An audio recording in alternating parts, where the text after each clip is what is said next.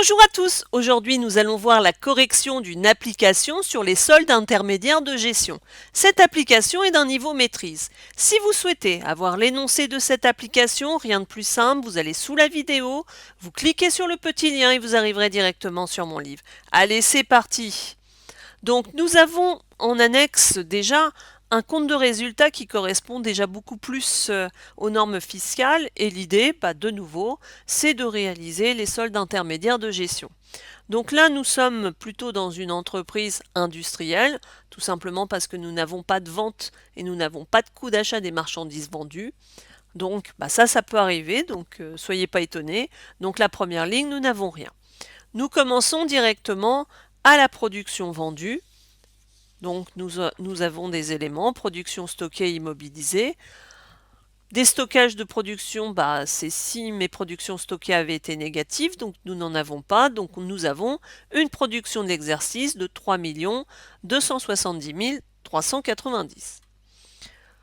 Ici, ma marge commerciale, j'en ai pas, je reporte ma production d'exercice et je vais avoir ma consommation en provenance de tiers. Donc ce sont les éléments qui sont à partir des achats de matières premières jusqu'aux impôts non compris.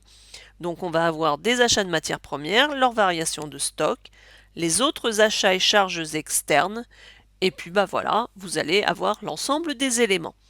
Donc on fait comme d'habitude produit moins charge et on obtient notre valeur ajoutée. On reporte la valeur ajoutée, je n'ai pas de subvention d'exploitation, mes impôts je les reporte, les charges de personnel correspondent aux salaires et traitements et charges sociales. Une fois que j'ai tout ça, je fais la différence entre produit et charge et j'obtiens mon excédent brut d'exploitation de 428 990. On peut continuer. Cet excédent brut est positif, je le reporte côté produit. J'ai des reprises sur transfert de charges, donc reprise sur provision d'exploitation, donc pour 75 000. J'ai de l'autre côté des dotations aux amortissements, alors j'en ai plusieurs, j'en ai pour 128 000 et 78 000, donc ça me fait 206 000, et j'ai donc mon résultat d'exploitation de 297 990. Et vous pouvez, avec le tracé que vous avez au niveau de votre application, vérifier que ce montant est correct. Nous passons maintenant au résultat courant avant impôt. Donc je reprends mon résultat d'exploitation, je prends le total de mes produits financiers.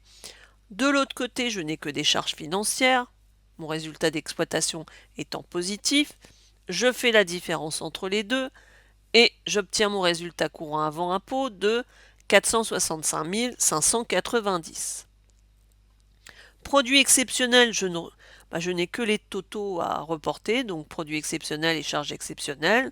Donc j'obtiens mon résultat exceptionnel et c'est pareil, je peux directement aller vérifier dans mon compte de résultats que j'ai bien travaillé, que mes résultats sont corrects. Et maintenant, je n'ai plus qu'à reporter mes éléments et nous remarquerons que j'ai fait une petite erreur. Alors, j'ai mon résultat courant avant impôt, je le reporte côté produit. Mon résultat exceptionnel, il devrait être du côté charge. Donc, je ne dois pas avoir de signe moins ici dans mes soldes intermédiaires de gestion. Donc, j'aurai côté charge, résultat exceptionnel, 115 770. Et après, j'intègre la participation des salariés et l'impôt bénéfice. Et ça me donne donc un résultat d'exercice de 114 020. Alors, petit dernier élément quand même, le calcul de la plus ou moins value. Calcul de la plus ou moins value, donc je vais chercher les produits de cession des éléments d'actifs cédés, qu'on appelle aussi produits exceptionnels sur opération en capital. Et pour les valeurs comptables des éléments d'actifs cédés, ça s'appelle aussi charge exceptionnelle sur opération en capital. Et je fais ma petite opération produit moins charge. Alors ce qu'on remarque ici, quand même dans un premier temps, vous voyez mon excédent brut d'exploitation, il est quand même, ma performance est relativement élevée et après j'ai une politique d'entreprise qui fait que mon résultat l'est beaucoup moins. Et ça c'est assez intéressant pour une entreprise, tout simplement parce que l'idée c'est que je paye des impôts sur mon bénéfice. Donc plus j'ai de bénéfices, plus je paye d'impôts. Donc l'idée entre deux, entre l'excédent brut et le résultat, c'est d'investir au maximum dans l'entreprise pour que derrière, elle puisse de nouveau générer davantage de performance. Alors nous avions d'autres calculs à réaliser. Tout d'abord la capacité d'autofinancement. Je pars du résultat de l'exercice. Je vais additionner mes dotations aux amortissements, donc j'en ai en charge d'exploitation, en charge financière et en charge exceptionnelle, ça me donne 266 800. Je prends après mes reprises sur amortissement, donc pareil, j'en ai en produit d'exploitation financier exceptionnel et j'obtiens 140 400. Mes valeurs comptables, je rappelle, ce sont les charges exceptionnelles sur opération en capital. Mes produits de cession, ce sont mes produits exceptionnels sur opération en capital. Et j'obtiens donc une capacité d'autofinancement de 378 590. Donc c'est assez positif parce que je peux m'autofinancer. Alors j'avais d'autres petites choses encore à calculer, des petits ratios. Déjà le taux de croissance du chiffre d'affaires. Donc je calcule la variation du chiffre d'affaires.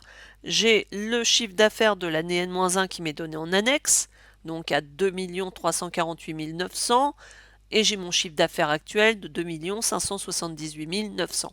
Donc je calcule son taux de croissance ou taux de variation, mais ici on va plutôt appeler ça un taux de croissance. Donc j'ai plus 9,79% de chiffre d'affaires, c'est plutôt pas mal. J'ai aussi le calcul du taux de croissance de la valeur ajoutée. Donc pareil, j'ai la valeur ajoutée N-1 en annexe. Et pareil, j'ai une croissance de 6,79. Donc j'ai mes richesses. La valeur ajoutée, c'est les richesses qui sont en train d'augmenter. Donc ça aussi, c'est plutôt bien. On peut aussi calculer le taux de marge brute. Donc c'est ce que représente mon excédent brut d'exploitation par rapport à mon chiffre d'affaires. Et là, en l'occurrence, il représente 16,63. Chose qui est, ça veut dire que j'ai une performance globale qui est plutôt correcte au sein de mon entreprise. Dernier élément que je peux calculer, c'est mon taux de profitabilité. Alors il y a bien d'autres ratios, je vous rassure. Donc c'est ce que représente mon résultat par rapport au chiffre d'affaires. Donc lui en l'occurrence, il représente 4,42%.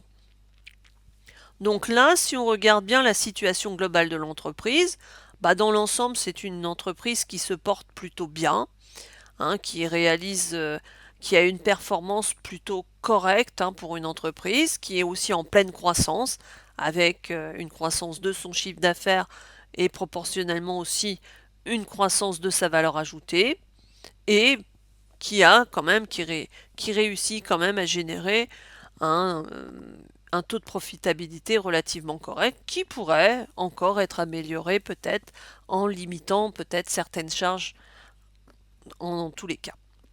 Donc voilà pour ce petit tuto, cette petite correction. Donc ça vous a permis d'avoir un petit peu plus d'éléments avec des ratios, d'avoir des comptes de résultats un petit peu plus compliqués. Alors si vous voulez encore aller plus loin, il y a un niveau expert.